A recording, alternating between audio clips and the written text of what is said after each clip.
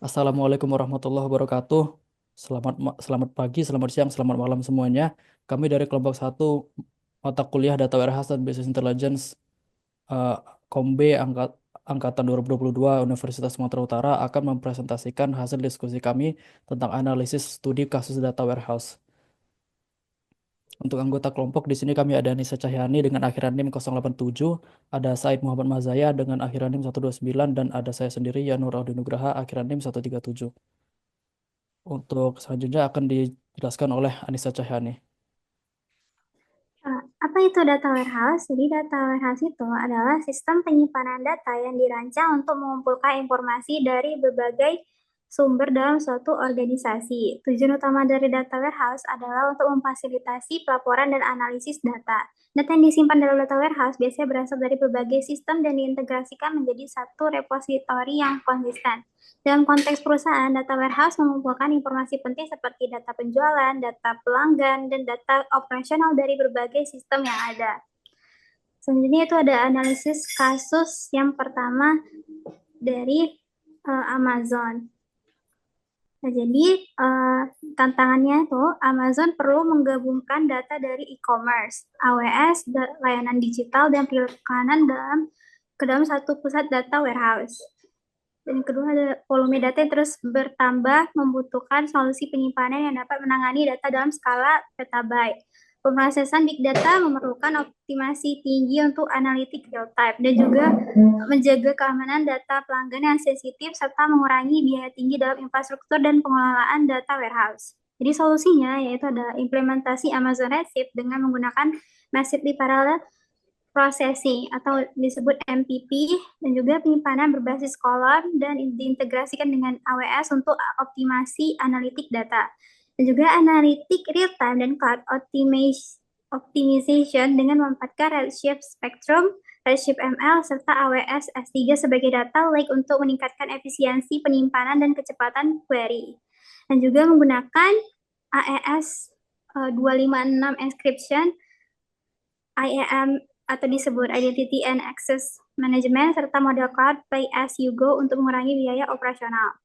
Jadi hasilnya itu adalah analisis yang lebih efisien, meningkatkan pengalaman pelanggan dan strategi bisnis.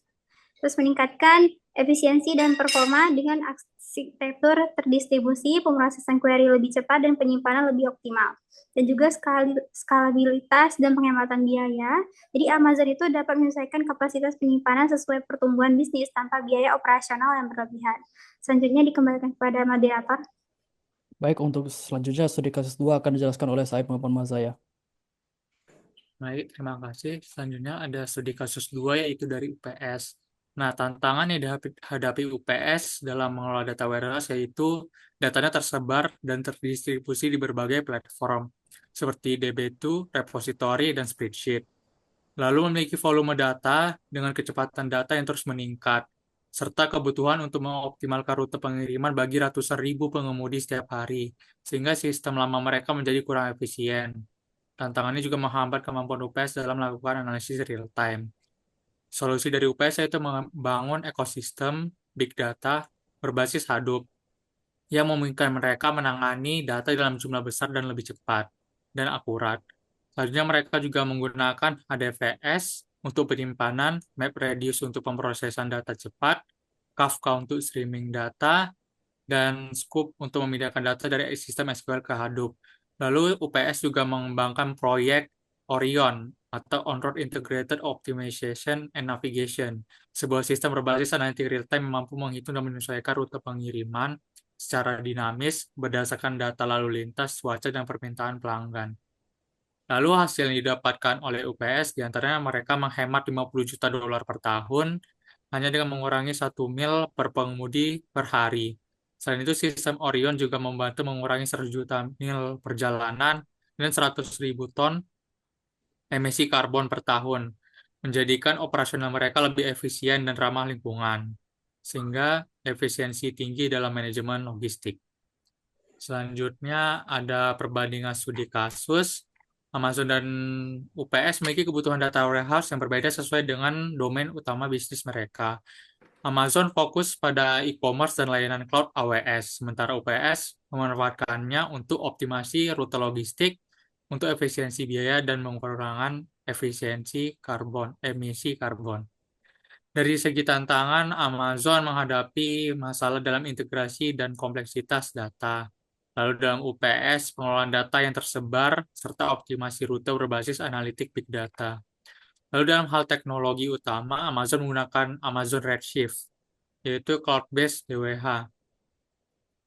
Lalu UPS menggunakan Hadoop Ecosystem, yaitu HDFS, MapReduce, dan Kafka untuk menangani volume data besar serta analitik cepat dalam perencanaan rute pengiriman.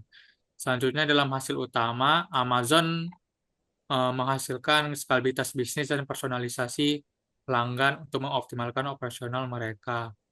Lalu UPS mendapatkan hasil efisiensi logistik dan kontribusi terhadap keberlanjutan lingkungan. Sekian saya kembalikan ke moderator. Baik, selanjutnya untuk pertanyaan, apakah memungkinkan tanpa data warehouse? Untuk studi kasus pertama yaitu Amazon, dia berbagi kebutuhan bisnis. Jadi sebenarnya hampir mustahil tanpa data warehouse. Itu dikarenakan sulit mengintegrasikan data dari e-commerce, AWS, konten digital, dan periklanan secara efisien. Untuk alternatif lainnya adalah sistem analitik terpisah atau silo, tetapi ini menyebabkan duplikasi data dan insight yang terfragmentasi. Untuk UPS, ini tidak sepenuhnya bisa tanpa data warehouse, dikarenakan sistem desentralisasi di setiap kendaraan sulit dikoordinasikan dan kurang efisien dalam analisis jangka panjang. Untuk alternatifnya ada algoritma konvensional dapat digunakan untuk skala kecil, tetapi UPS memerlukan analitik real-time untuk rute optimal berdasarkan lalu lintas, cuaca, dan permintaan. Oke, untuk kesimpulannya, studi kasus ini menunjukkan bahwa data warehouse berperan krusial dalam mengelola data skala besar dan mendukung pengambilan keputusan berbasis data.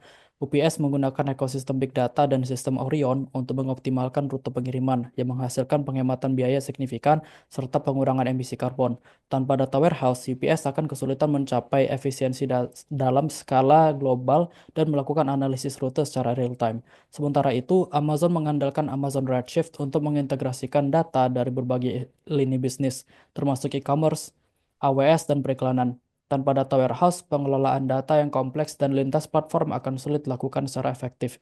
Dari kedua kasus ini dapat disimpulkan bahwa data warehouse bukan hanya sekedar alat penyimpanan data, tetapi juga fondasi utama dalam strategi bisnis untuk meningkatkan efisiensi, inovasi, dan daya saing perusahaan.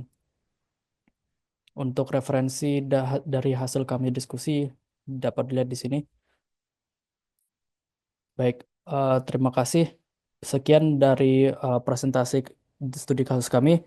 Bila bila ada tutur kata atau eh, ucapan yang salah kami ucapkan, kami mohon maaf. Kami tutup. Wassalamualaikum warahmatullahi wabarakatuh.